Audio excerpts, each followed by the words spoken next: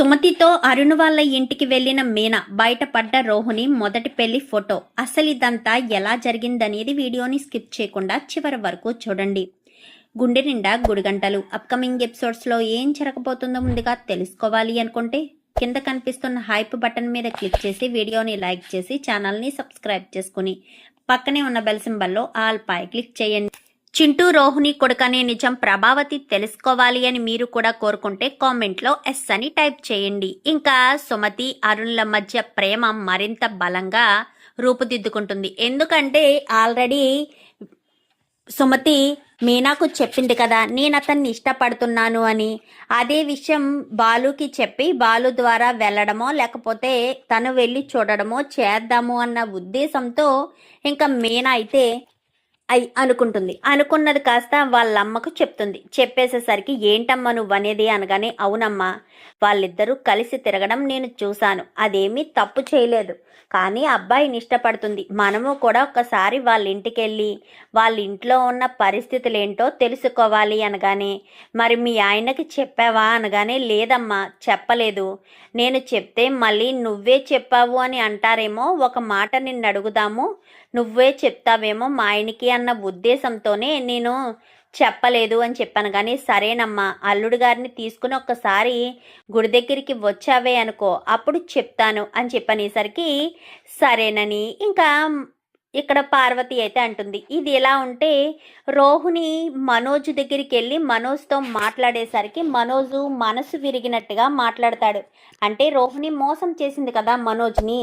So అదే గుర్తుపెట్టుకుని మనోజ్ అయితే, ఎందుకు వచ్చావు షోరూమ్ దగ్గరికి, నువ్వు షోరూమ్ దగ్గరికి వచ్చావన్న విషయం మా అమ్మకు తెలిస్తే నిన్ను కొట్టినట్టుగానే నన్ను కూడా కొడుతుంది, నీతో మాట్లాడడం నాకు ఇష్టం లేదు అనగానే, అదేంటి మనోజ్, నువ్వంటే నాకు చాలా ఇష్టం, నేను ఇవన్నీ చేసింది నీకోసమే కదా మనోజ్, నువ్వు నన్ను పట్టించుకోవా, నేను ఇంతెలా ప్రేమించి ఇన్ని అబద్ధాలు చెప్పి అబద్ధాల మీద మన కాపురం నిలబెట్టింది నీతో కలిసి ఉండడానికే కదా మనోజ్, మరి నువ్వు నన్ను ఎందుకు ఇంతలా దూరం పెడుతున్నావు, నేను ఏం తప్పు చేశాను మనోజ్, ప్లీజ్ మనోజ్ నాతో మాట్లాడు మనోజ్ అంటూ రోహిణి తెగ బతిమాలుతూ ఉంటుంది.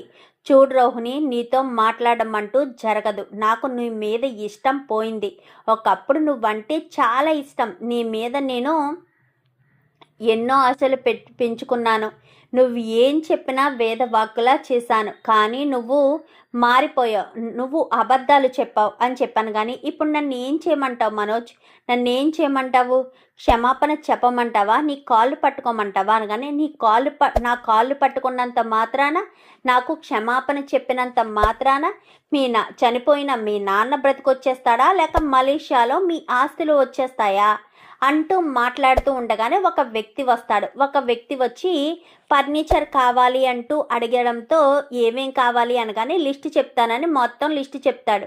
మా అమ్మాయి అక్కడ ఉంటుంది, మీరు అక్కడికి ఎక్స్పోర్ట్ చేస్తారా అని చెప్పాను. కానీ చేస్తాము, ఎక్కడికి అనేసరికి మలేషియా అని చెప్పి అనడంతో ఒక్కసారిగా మనోజ్కి కోపం వస్తుంది. ఇంకా లిస్ట్ రాసుకున్న పేపర్ని ముక్కలుగా చింపి పడేసి, చూడండి క్షమించండి సార్, నేను ప్రపంచంలో ఏ మూలకైనా మ్యాప్లో లేని ఊరికైనా సరే ఉచితంగా అయినా సరే నేను ఎక్స్పోర్ట్ చేస్తాను, కానీ మలేషియా అనే ఊరికి తప్ప నా జీవితంలో మలేషియా అంటే అస్సలు ఇష్టం లేదు, దయచేసి మీరు వెళ్ళండి అంటూ మనోజ్ చెప్పడంతో కస్టమర్ వెళ్ళిపోతాడు. ఏంటి మనోజ్, నా మీద ఉన్న కోపాన్ని అనగానే, ఇప్పుడేంటి నువ్వు ఇక్కడి నుంచి వెళ్తావా, మా అమ్మకు ఫోన్ చేసి చెప్పమంటావా, తర్వాత నీ ఇష్టం అంటూ చెప్పడంతో, లేదు మనోజ్ వెళ్ళిపోతాను మనోజ్ అంటూ అక్కడి నుంచి కాస్త వెళ్ళిపోతుంది. వెళ్ళిపోయేసరికి ఇంకా ఇంటి దగ్గర కూర్చుని ఆలోచిస్తూ ఉంటుంది. ఎక్కడికి, విద్య వాళ్ళ ఇంటికి వెళ్ళి, ఏంటి అంతలా ఆలోచిస్తున్నావు అనగానే, మనోజ్ని నా గ్రిప్లో పెట్టుకోవాలి, ఎలాగో ఏంటో నాకు అర్థం కావట్లేదు, మనోజ్ నా చెయ్యి దాటి వెళ్ళిపోతున్నాడు అనగానే, ఇప్పుడు ఏం చేస్తావు, ఇంకేం అబద్ధాలు మొదలు పెడతావు అనగానే, అబద్ధాలు కాదు, వాళ్ళ సెంటిమెంట్ మీద కొడతాను, వాళ్ళ బిజినెస్ మీద కొడతాను, మనోజే నా తనంతట తను నన్ను షోరూమ్కి రమ్మనేటట్టు చేస్తాను, మా అత్తగారు కూడా షోరూమ్కి వెళ్ళమనేటట్టుగా చేస్తాను అని చెప్పనేసరికి, ఏం చేస్తావే అనగానే, నా ప్లాన్లు నాకున్నాయి, డబ్బులు ఇస్తావా, మనోజ్కి పెట్టుబడికి డబ్బులు ఇస్తావా అనగానే, డబ్బులా, ఎక్కడి నుంచి తెచ్చిమ్మంటావే, నా దగ్గర ఏమన్నా మా నాన్న నిజంగా మలేషియాలో ఉన్నాడు అనుకుంటున్నావే ఏంటి, లేడు కదా, మరి లేనప్పుడు నేనెక్కడి నుంచి డబ్బులు తీసుకొచ్చిస్తాను, నేను డబ్బులు తీసుకొచ్చి ఇవ్వడం కాదు, మనోజ్నే నన్ను తీసుకెళ్ళి షోరూంలో పెట్టుకునేటట్టుగా నేను చేస్తాను కదా, నా ఐడియాస్ నాకున్నాయి, నేను చేయాల్సిన ప్లాన్స్ నాకున్నాయి, ఆ ప్లాన్స్ ప్రకారమే నేను చేస్తాను, నువ్వు అలా చూస్తూ ఉండు అని చెప్పి ఇంకా రోహిణి కాస్త ఒక మనిషిని మాట్లాడుతుంది. ఒక మనిషిని మాట్లాడేసరికి ఆ మనిషి అటు తిరిగి ఇటు తిరిగి ఎవరో కాదు, బాలు జైల్లో ఉన్నప్పుడు పరిచయమైన వ్యక్తే. అతను అసలే ఫ్రాడ్ పనులు చేస్తాడట. అప్పటికే మీనాకు చెప్తున్నాడు, ఇలా ఫ్రాడ్ చేసేవాడు నా ఫ్రెండు, వాడికి ఏదో మంచి ఉద్యోగం కావాలంట, వాడికి తగ్గది ఒకటి చూస్తే బాగుంటుంది అనగాని, చూడండి చూడండి, ఊరంతా తిప్పి ఎక్కడెక్కడ దొంగతనాలు చెయ్యాలో, ఎక్కడెక్కడ ఫ్రాడ్ చెయ్యాలో అన్నీ కూడా చెప్పండి అనగాని, అదేమి లేదులే మీనా, నేను వాడికి ఏం చూడాలో అదే చూస్తాను, ఓకేనా, నువ్వేం టెన్షన్ పడకు, వాడికి మంచి ఉద్యోగమే చూస్తాను అని చెప్పి ఇంకా బాలు అయితే చెప్తాడు. సరే మీకు నచ్చినట్టు చేసుకోండి అని చెప్పి ఇంకా మీనా కాస్త పడుకుంటుంది. పడుకునేసరికి మరుసటి రోజు ఉదయాన్నే రోహిణి అతన్నే పురమాయిస్తుంది. అతను ఎప్పుడు వెళ్ళినట్టే షోరూమ్కి వెళ్తాడు. సార్ నాకు ఇవన్నీ కావాలి, లిస్ట్ రాసుకోండి అంటూ పెద్ద లిస్టే చెప్తాడు. చెప్పిన తర్వాత ఈ అడ్వాన్స్ ఇస్తే ఇవన్నీ కూడా మీకు పార్సిల్ చేయిస్తాను అని చెప్పనేసరికి, అడ్వాన్సా, రోహిణి గారు ఎక్కడ, రోహిణి గారే నాకు ఇక్కడ సజెస్ట్ చేశారు, రోహిణి గారు ఎక్కడున్నారు, రమ్మని చెప్పారు, అప్పుడే నాకు చెప్పి వారం రోజులైంది, రోహిణి గారు వస్తే ఇస్తాను అనగానే, రోహిణి రాదండి ఇప్పుడు అని చెప్పనేసరికి, అయితే నేను ఆర్డర్ కూడా క్యాన్సిల్ చేసుకుంటాను అని చెప్తాడు. చెప్పేసరికి, లేదు రోహిణి రావాలి, వస్తేనే నేను ఆర్డరు పార్సిల్ చేయండి, లేదంటే లేదు, నేను మళ్ళీ రేపు వస్తాను అని చెప్పి ఇంకా చెప్పేసరికి ఏం చేయాలో అర్థం కాదు. సరే అని మనోజ్ అయితే ఇంటికి వస్తాడు. ఇంటికి వచ్చేసరికి మనోజ్ ఇంటికి వచ్చేస్తాడు. బాలు దగ్గరికి ఆ ఫ్రెండ్ వెళ్తాడు. వెళ్ళి, ఏంట్రా సూటు బూటు వేసుకొని కారులో టిప్ టాప్గా దిగావు, నువ్వే నన్ను పని అడిగావు, నువ్వే కోటీశ్వరులా ఉన్నావు కదరా అనగానే, మళ్ళీ ఇంకొక పని తగిలింది అనేసరికి, ఇంకో పన ఎవరంటే, చెప్పాను కదా నన్ను వెతుక్కుంటూ ఫ్రాడ్ పనులు వస్తాయని, ఒక అమ్మాయి ఫోన్ చేసి పలానా షాప్కి వెళ్ళి ఫర్నిచర్ ఆర్డర్ పెట్టమంది, అదంతా ఫాల్సే అనుకో అని చెప్పనేసరికి, ఎవరు, ఏ షాపు, ఏ ఫర్నిచర్ షాపు అనగానే, ప్రభావతి ఫర్నిచర్ షాప్ అని, ఇంకా మనోజ్ అని, రోహిణి అని ఇవన్నీ చెప్తాడు. అంటే పార్లలమ్మ మరొక ప్లాన్ చేసిందన్నమాట. పార్లలమ్మని షోరూమ్కి రప్పించడం కోసం ఇదంతా చేసిందనమాట అని చెప్పి ఇంకా మీనా బాలు అయితే అనుకుంటారు. ఇప్పుడు ఏం చేద్దామండి అని చెప్పాను కానీ ఏం మాట్లాడద్దు, అసలు ఇంట్లో ఎలా చేస్తారో ఏంటో చూద్దామని. మీనా బాలు ఇంటికి వచ్చిన తర్వాత మనోజ్ అయితే ప్రభావతిని పక్కకు పిలిచి, అమ్మా ఒక మంచి డీల్ వచ్చింది అనగానే, అది గొప్పగా అందరి ముందు చెప్పొచ్చు కదరా అని చెప్పి భోజనం టిఫిన్ చేస్తూ ఉండగా అందరి దగ్గరికి మనోజ్ని తీసుకొచ్చి, మనోజ్కి పెద్ద ఆర్డర్ వచ్చిందంట. ఆర్డర్ చాలా పెద్దది. ఆర్డర్ కనుక మనోజ్ పంపిస్తే మనోజ్కి బోల్డ్ అంత లాభం వస్తుంది అని చెప్పి ప్రభావతి కాస్త గొప్పగా చెప్తుంది. మరి పంపించకుండా ఇక్కడికి వచ్చి ఇంత గొప్పగా చెప్పడం ఎందుకు? అది పంపించాలంటే రోహిణి షోరూమ్ దగ్గరికి రావాలి అనేసరికి ఒక్కసారిగా ప్రభావతి షాక్ అయిపోతుంది. ఏంట్రా నువ్వనేది అనగానే, అవునమ్మా, ఈ విషయం చెప్దామని నిన్ను పక్కకు తీసుకెళ్లాను, నువ్వేమో తీసుకొచ్చి ఇక్కడ నిలబెట్టావు. రోహిణి వస్తేనే ఆర్డర్ వస్తుందమ్మా, లేదంటే లేదు, రోహిణి షోరూమ్కి రావాల్సిందే అని చెప్పనగానే, ప్లీజ్ అమ్మా ఒప్పుకోమ్మా అని చెప్పనేసరికి అసలు మ్యాటర్ ఇదన్నమాట అని ఇంకా బాలు మీనా అనుకుంటారు. అనుకున్న తర్వాత ఏం చేద్దాం అనగాని, సర్లే ఊరుకుందాం, ఇద్దరూ కలవడం కోసమే పార్లలమ్మ ఇలా చేస్తుంది అని అనుకోవచ్చు కదా, ఎందుకు తనని ఇబ్బంది పెట్టడం అనగాని సరేనండి అని మీనా బాలు ఇద్దరూ సైలెంట్ అయిపోతారు.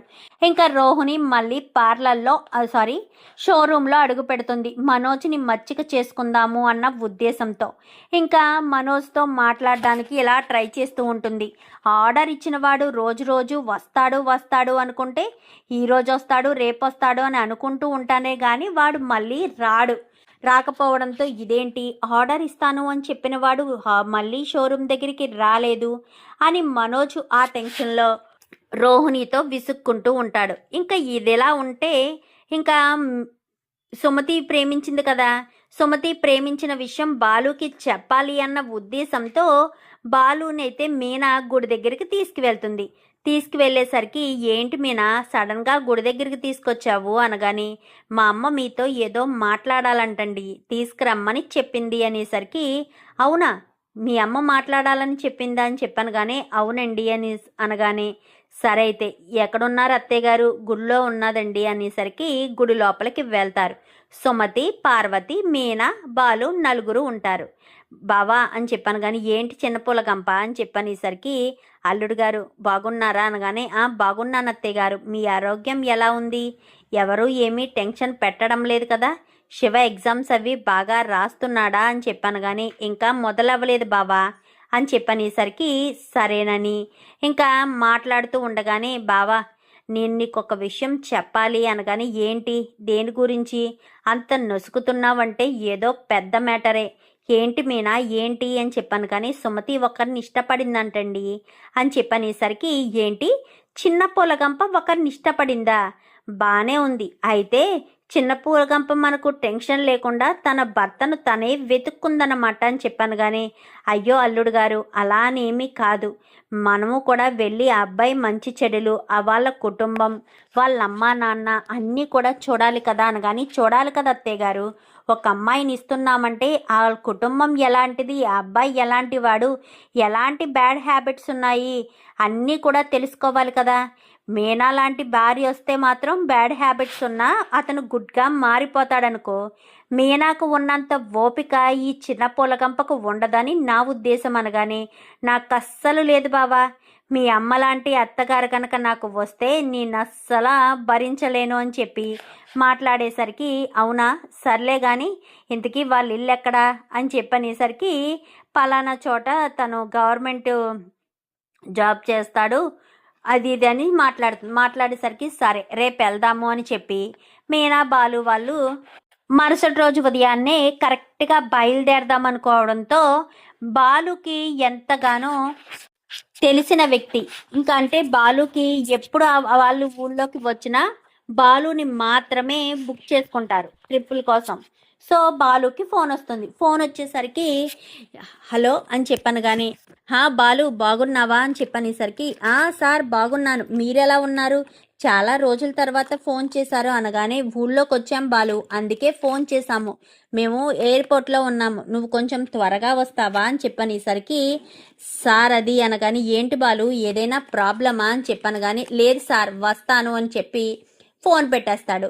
ఏంటండి మనం పెళ్లి చూపులకి వాళ్ళ ఇంటికి వెళ్తున్నాం కదా, మీరేంటి వాళ్ళకి వస్తాను అని మాట ఇచ్చారు, ప్లీజ్ మీనా వాళ్ళు ఎప్పుడెక్కడికి వచ్చినా నన్నే బుక్ చేసుకుని వెళ్తూ ఉంటారు, ఇప్పుడు నువ్వు వాళ్ళని నేను దూరం పెట్టడం అంత మంచిది కాదు, వాళ్ళు మళ్ళీ బాధపడతారు, వాళ్ళు డబ్బుల గురించి వెనకాడే వాళ్ళు కాదు, పైగా నన్ను బాగా నమ్మారు, నేను వాళ్ళకి నమ్మకస్తుణ్ణి, దయచేసి నువ్వు వెళ్ళి చూడు మీనా, వాళ్ళ కుటుంబం గురించి ఎంక్వైరీ చేయడమే కదా, ఈరోజు పెళ్ళో ఎంగేజ్మెంటో కాదు కదా మీనా అని చెప్పనేసరికి సర్లేండి నేను అమ్మ వెళ్తాంలేండి అని చెప్పాను కానీ సరేనని ఇంకా సుమతిని తీసుకుని మీనా పార్వతి సుమతి ముగ్గురు కూడా బయలుదేరి వెళ్తారు. శివ ఏవో ఎగ్జామ్స్ ఉన్నాయనేసరికి సరే శివ ఇంటి దగ్గర ఉండే చదువుకో మేము వెళ్ళొస్తాము అని చెప్పి ముగ్గురు బయలుదేరి వెళ్తారు. వెళ్ళేసరికి అరుణ్కి ఆల్రెడీ ఫోన్ చేసింది కదా, ఫోన్ చేసి చెప్తుంది. చెప్పడంతో అరుణ్ కనిపించడు. రావడంతో బయట వాళ్ళ అమ్మ కనిపించి అమ్మ మీరా అని చెప్పనేసరికి నేనే బాగున్నావమ్మా అని చెప్పాను కానీ బాగున్నానండి అనేసరికి అక్క నీకు ఈవిడ ముందే తెలుసా అనగానే అవునమ్మా, ఒకరోజు నేను రోడ్డు మీద కళ్ళు తిరిగి పడబోతూ ఉంటే ఈ అమ్మాయి నన్ను కాపాడి ఇంటికి తీసుకొచ్చింది అనేసరికి అక్క చెల్లెళ్ళిద్దరూ కూడా చాలా మంచి వాళ్ళనమాట. తల్లికి లాగే ఆ పిల్లలు కూడా ఉంటారు అని చెప్పి అనుకుని ఇంకా లోపలికి వచ్చి మాట్లాడుతూ కూర్చుంటారు. కూర్చునేసరికి అంతా మీ మా అబ్బాయిని ఇద్దరు ఇష్టపడ్డారంట. వాడు కూడా నాకు ఇప్పుడే చెప్పాడు, సుమతి లాంటి అమ్మాయి నాకు కోడలుగా రావాలని కోరుకున్నాను, సుమతియే నాకు కోడలుగా తీసుకొస్తున్నాడు, నాకు చాలా సంతోషంగా ఉంది అనేసరికి ఇంతకీ మీ అబ్బాయి ఎక్కడున్నాడు అనగానే ఇప్పుడే వస్తాను, నా అరుణ్ అంటూ పిలిచేసరికి అరుణ్ బయటకు వస్తాడు. రావడంతో ఒక్కసారిగా మీనా లేచి నిలబడుతుంది.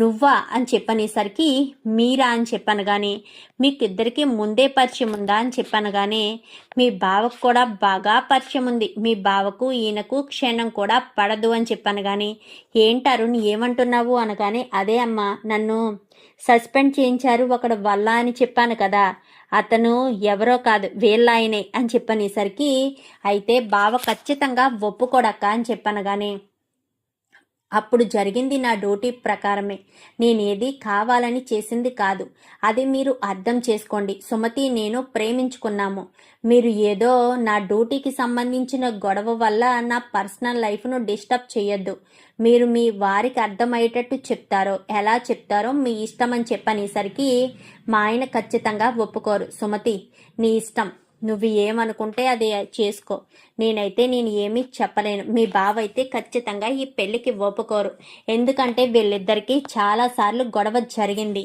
నాకు తెలిసి ఒప్పుకునే పరిస్థితే ఉండదు అని ఇంకా మీనా అయితే చెప్పి వెళ్ళబోతూ ఉండగా గోడకి ఫోటో ఒకటి కనిపిస్తుంది. ఎవరెవరు వీళ్ళ నలుగురు, రోహిణి చింటూని ఎత్తుకుని ఉంటుంది, అరుణ్ ఉంటాడు, అరుణ్ ఈ పక్కన వీళ్ళు ఉంటారు, ఈవిడ అరుణ్ వాళ్ళ అమ్మ, వీళ్ళందరూ ఉంటారు. పక్కన మళ్ళీ రోహిణి వాళ్ళ అమ్మ ఉంటుంది. వీళ్ళ నలుగురు కలిపి ఫోటో దించుకుంటారు. ఎవరో కాదు, రోహిణి వాళ్ళ అమ్మకి ఈవిడ స్వయాన చెల్లెలు అవుతుంది. ఏదో చిన్న అపార్థం వల్ల దూరం అవుతారు కానీ తర్వాత మళ్ళీ మాట్లాడుకుంటారు. తర్వాత ఇదే ఊర్లో వచ్చారు అన్న విషయం తెలీదు, అంటే చెల్లెలే, సొంత చెల్లెలే. కానీ అక్కకి చెల్లికి కొన్ని మనస్పర్ధలు, అరుణ్ కూడా కొంచెం కోపగస్తుడు కదా, సో రోహిణి రెండో పెళ్లి చేసుకుందన్న కోపంతో అరుణ్ వాళ్ళ ఇంటికి వెళ్ళి మాట్లాడు, కొడుకును పట్టించుకోకుండా తల్లిని పట్టించుకోకుండా రెండో పెళ్లి చేసుకుందన్న ఒకే ఒక కారణం చేత పట్టించుకోకుండా ఉండడంతో ఇలా రోహిణి మీనా ఇలా వెనక్కి తిరగడంతో ఫోటో కనిపించి మీనా వెళ్ళి చూస్తుంది. చూసేసరికి ఒక్కసారిగా అక్క తను రోహిణి కదా అని చెప్పనేసరికి కాదు తన పేరు కళ్యాణి అని చెప్పాను కానీ కాదు తను రోహిణి, కళ్యాణి అంటున్నారేంటి, కాదమ్మా తను రోహిణి కాదు తన పేరు కళ్యాణి అని చెప్పనేసరికి సరే పేరు విషయం పక్కన పెట్టండి, ఆ పిల్లోడు అనగానే మా కళ్యాణి వాళ్ళ కొడుకు అని చెప్పనేసరికి మరి ఆవిడ మా అక్క, మేమిద్దరం అక్కా చెల్లెళ్ళము, కానీ ఈ కళ్యాణి కొడుకుని వాళ్ళ అమ్మని పట్టించుకోకుండా తన సుఖం కోసం రెండో పెళ్లి చేసుకుందన్న ఉద్దేశంతో మేము ఆ కుటుంబాన్ని దూరం పెట్టాము, మా అక్క కూడా మాట్లాడలేదని మేము దూరం పెట్టాము అని చెప్పనేసరికి ఏంటక్క ఏంటిదంతా, రోహిణికి ఆల్రెడీ పెళ్ళే జరిగిందా అనగానే జరిగింది, తనకు చిన్న వయసులోనే జరిగింది, మా బావ చాలా అప్పులు చేసి మా బావగారు చనిపోతేనే ఆ అప్పులన్నీ తీర్చిన ఒక వ్యక్తిని ఆ ఊరు పెద్ద మనిషి కొడుకునే పెళ్లి చేశారు. 1 సంవత్సరం బాగానే ఉంది, సంవత్సరం తర్వాత డాక్టర్ తిరగబడి చనిపోయాడు. అప్పటికే మా కళ్యాణి కడుపుతో ఉంది. ఆ తర్వాత బిడ్డ పుట్టిన తర్వాత చాలా రోజులు ఇంట్లోనే ఉండి బాధపడుతూనే ఉంది. తర్వాత వాళ్ళ ఫ్రెండ్ ఎవరో వచ్చిందని కొడుకుని తల్లిని వదిలేసి సిటీ వెళ్ళి సిటీలోనే ఏదో పార్లర్ కోర్స్ ఏదో నేర్చుకున్నాను అని చెప్పింది. ఆ తర్వాత మళ్ళీ ఇద్దరం కలుసుకున్నాము, మాట్లాడుకున్నాము. తర్వాత తను ఎవరినో ఇష్టపడి పెళ్లి చేసుకుని వెళ్ళిపోయిందని మా అక్క చెప్పింది. మా అక్కని తిట్టాను, అదేంటక్క అలా ఎలా పెళ్లి చేసుకుంది, అయినా కొడుకును వదిలేయడం ఏంటి, ముందు పెళ్ళయిందన్న విషయాన్ని దాచిపెట్టి మరీ పెళ్లి చేసుకోవడం ఏంటక్క, అసలు ఏమనుకుంటుంది కళ్యాణి అని గొడవ పడ్డాను. తన ఇష్టం, అయినా నా కూతురు గురించి అడగడానికి మీరెవరు అంటూ మా అక్క నా మీదే రివర్స్ అయింది. సరే మేమెవరు అన్నవారు దగ్గరికి వచ్చింది కాబట్టి సరే మీరెవరో మేమెవరో అని తెగదెంపులు చేసుకుని వచ్చేసాము. ఆ ఫోటో మాత్రం అప్పుడు తీయించుకున్నదే అలా గుర్తుగా ఉండిపోయింది అని చెప్పి ఇంకా అరుణ్ వాళ్ళ అమ్మ మొత్తం విషయం చెప్తుంది. చెప్పేసేసరికి ఒక్కసారిగా మీనా షాక్ అయిపోతుంది. కళ్ళు తిరిగినట్టు అనిపించేసరికి అక్క అక్క అనగానే వెంటనే కొన్ని మంచినీళ్ళు తీసుకొచ్చి తాగమ్మా అని చెప్పనేసరికి మీరేంటి కళ్యాణి అన్నారు, కానీ మేము రోహిణి అంటున్నాము అనగానే తన పేరు అసలు పేరు కళ్యాణియే, మరి రోహిణి అనే పేరు సంగతి మాకు తెలీదు అనగానే తను ఎవరో కాదు, అదే ఆ రోజు మీరు పట్టుకున్నారంట కదా పోలీస్ స్టేషన్లో, గొడవ జరిగింది అని చెప్పారే అతను వైఫే అని చెప్పనేసరికి ఓ రోహిణి నన్ను మోసం చేసింది అంటూ అతను చాలా బాధపడ్డాడు.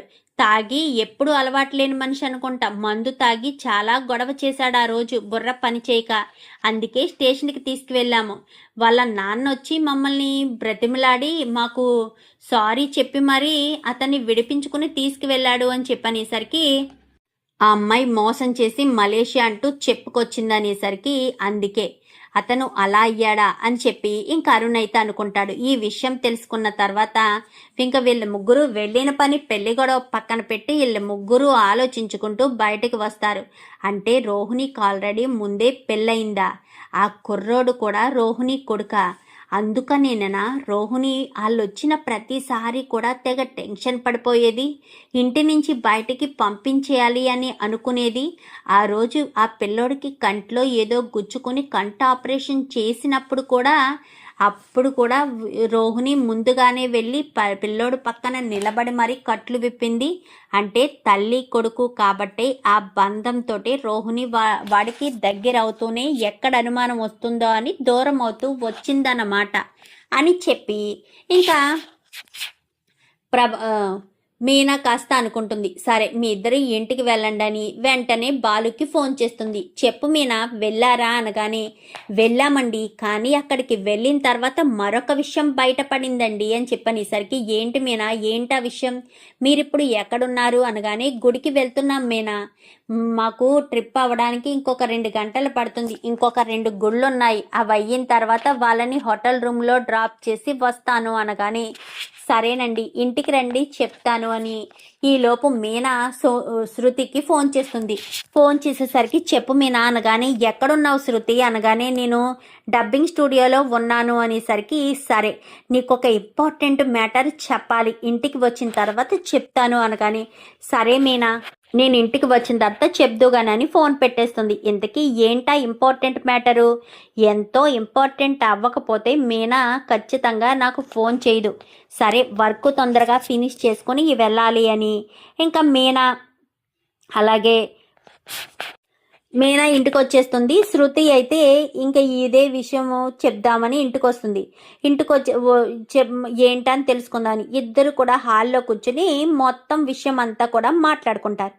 ఏంటి మీనా ఏంటి నువ్వు అనేది అనగానే అవును రోహిణి అసలు పేరు కళ్యాణి అంట, ఆల్రెడీ ఇంతకు ముందే పెళ్లి జరిగిందంట, మన ఇంటికి వచ్చేవాడే చింటూ చిన్నపిల్లోడు, ఆ పిల్లోడే రోహిణి కొడుకంట అని చెప్పాను. కానీ నమ్మలేకపోతున్నాను మీనా, నేను అసలు నమ్మలేకపోతున్నాను, రోహిణికి ఆల్రెడీ పెళ్ళి జరిగిపోయిందా, ఇదంతా నాకు నమ్మశక్యంగా అనిపించట్లేదు అని మాట్లాడేసరికి అదే కదా నాకు నమ్మలేకపోతున్నాను అని చెప్పి ఇద్దరు కూడా మాట్లాడుకుంటారు. ఈలోపు బాలు వస్తాడు. బాలు రావడంతో బాలుకు కూడా ఈ విషయం చెప్పేసరికి సత్యం వస్తాడు. ఏంటి ముగ్గురు ఇక్కడ గూడు పొటాని చేశారు అనగానే అది మామయ్య అంటూ జరిగిన విషయం అంతా కూడా మీనా చెప్పుకొస్తుంది.